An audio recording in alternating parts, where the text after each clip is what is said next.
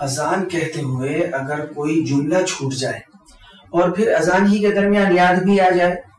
تو جو کلمہ چھوٹ گیا ہے وہاں سے آخر تک کے کلمات دوبارہ کہہ کر اذان پوری کر لیں، اور اگر اذان پوری کرنے کے بعد فوراً یاد آیا تو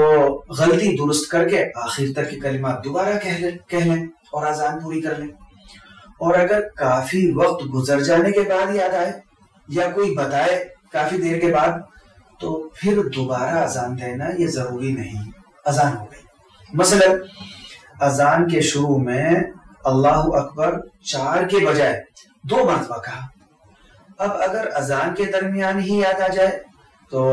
تکبیر 2 مرتبہ کہی ہے اور 2 مرتبہ چھوٹ گئی ہے تو یاد آتے ہی 2 مرتبہ تکبیر اور کہہ کر اور پھر آخر تک اذان کے کلمات دوبارہ کہیں، اور اگر اذان دینے کے کافی دیر بعد یاد آئے کہ 2 تکبیر چھوٹ گئی ہیں تو اس صورت میں دوبارہ اذان دینے کی ضرورت نہیں، اذان ہو گئی آپ کی۔